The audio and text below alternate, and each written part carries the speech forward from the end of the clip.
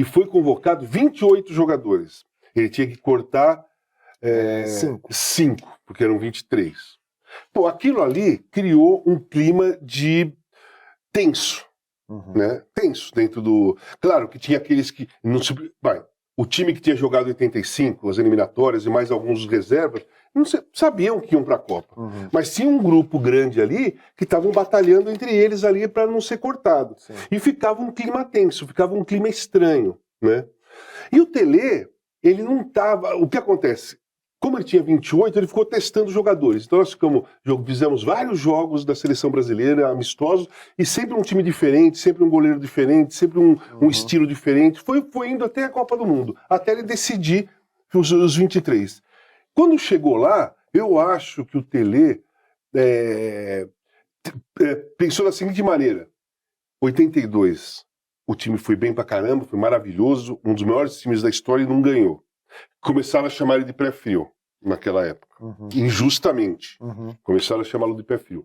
Aí, para 86, ele colocou na cabeça o seguinte: eu vou fazer do meu jeito, do jeito que eu quero, porque se perder a bomba cai na minha mão. Então eu vou fazer do meu jeito. Então ele ficou muito rude. As relações foram muito difíceis. Ele começou a se preocupar com algumas brincadeiras, ele começou a se irritar ou não gostar de algumas brincadeiras que na preparação de 85 ele não se irritava. Tipo? Cara, por exemplo, em 85 tinha eu, o Éder e o Renato.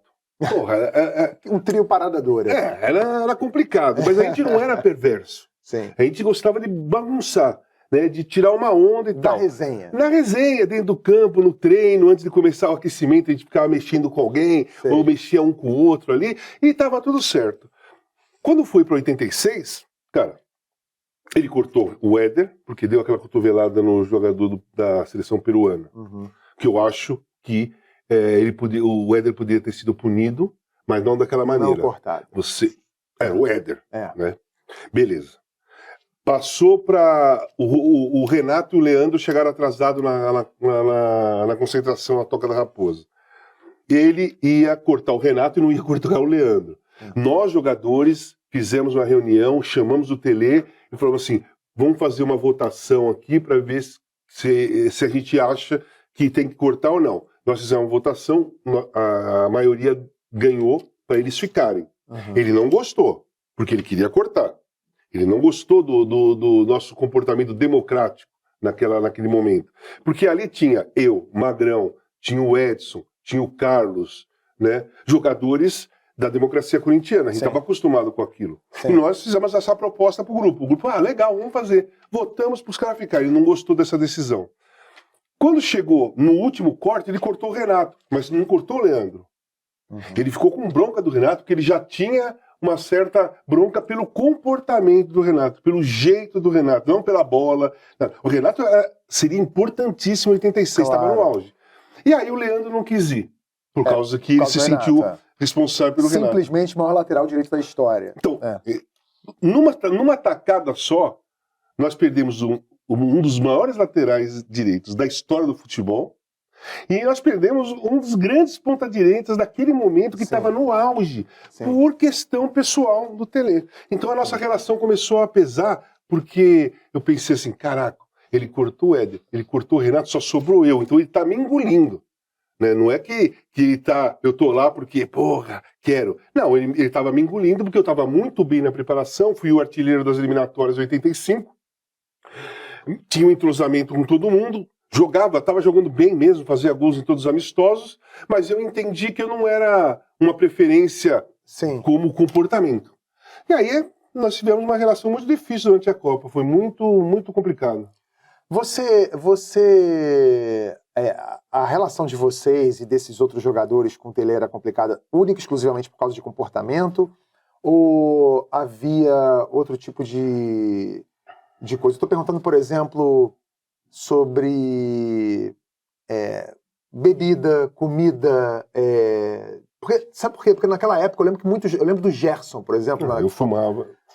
Mas isso era de alguma maneira repreendido? Isso era normal, né? Eu fumava, Magrão fumava, tinha um monte de cara que fumava lá. Por exemplo, acabou meu cigarro, a mulher do Oscar... Batia na porta do técnico, pô, não, a mulher do Oscar ia pra lá pra assistir a Copa Internacional. Eu falei, Oscar, pede pra ela trazer 2 pacotes do cigarro X. Ela trouxe e fumava ali depois do treino. Eu não tinha esse problema, nem a bebida. Então, a minha pergunta é justamente sobre isso. Cara, nós ficamos quase 3 meses concentrados. A gente tinha folga a cada 15 dias. Quando ele dava folga, era das 2 da tarde às 10 da noite. A gente saía e ia pra bar. Eu, Magrão, vamos tomar cerveja. Saía, a gente chegava no bar 2 horas da tarde e saía de lá 9 da noite, tomando cerveja, batendo papo, com jornalistas, com outros jogadores. E voltava pra lá e no outro dia treinava. Então, sabe? eu tô perguntando porque, assim, meu pai era cardiologista. Meu pai, em algum momento da minha infância, chegou a fumar e parou, porque eu pedi pra ele de aniversário pra ele parar de fumar, porque eu não gostava do cheiro, ele parou. Mas eu lembro que esse conceito sobre cigarro, sobre álcool, ele era muito diferente. Ele era visto de maneira muito distinta da que é vista hoje. Assim. Hoje você vê um atleta fumando numa hora de... O cara tá na casa dele, na varanda, olhando pra praia, fumando cigarro, pronto. Acabou. É um problema. Perde patrocinador e tudo. O que eu quero entender é se nessa época havia da parte de vocês algum tipo de consciência nesse aspecto. Não do lazer, evidente, mas assim... Tipo, porra, será que eu corro mais se eu parar de fumar? Zero. Todo mundo achava que fazia bem, né? Fazia para o mundo de Marlboro. parte do... cara, porque assim, a geração dos anos 50 pra frente é a geração do cigarro e do álcool, concorda? Sim. Todos os grandes atores da era de ouro de Hollywood, a maior parte do filme os caras estavam fumando. Humphrey Bogart, cigarro aqui, aquela cena, cigarro aqui e tal, aquele chapeuzinho, uma coisa mais malandra, né? A glamorização, beleza. O álcool fazia parte desse cenário. Sim. Então, naquela época, o álcool, beber e fumar não era um problema. Não era um problema. Claro. Eu reconheço hoje que é muito melhor não beber e não fumar. Eu não bebo, eu não fumo hoje, né? Talvez eu pudesse ter sido mais por causa do cigarro, do álcool, eu não acredito. Eu acho que aquilo ali foi que tinha que ser e tudo mais, porque era a geração, não acredito.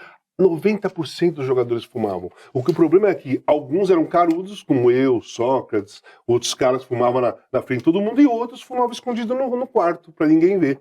Mas 99% fumavam. O último que eu lembro fumando, assim, sem esconder, foi o Zidane. Na Copa de 98, exatamente. Fumando e ganhou a Copa, né? O melhor jogador da Copa. Mas isso, claro, não é uma propaganda do cigarro, gente. Não fumem. Não é propaganda do cigarro. Sem fumar e sem beber, o rendimento do atleta, principalmente hoje, você tem que levar em consideração a diferença do ritmo do futebol. Sim. A diferença da força física que exigia naquela época e hoje. Naquela época, o futebol era mais técnico, mais cadenciado. Era rápido para aquele momento. Sim. Não, por exemplo, o Flamengo era rápido. A democracia corintiana era rápida para aquele momento. Hoje, o jogo está totalmente na parte física.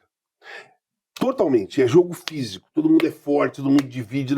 E hoje, realmente, eu acho que faria uma grande diferença se o cara abusasse do cigarro e do álcool. Não faria diferença também na sua época? Assim, se você não fumasse e não bebesse, você acha que você teria tido um rendimento melhor? Puta, eu podia ter tido um rendimento melhor, mas eu como adolescente eu ia ficar frustrado. Entendi. Entendeu? Hoje eu ia olhar pra trás e falei, porra, eu tava com 18 anos.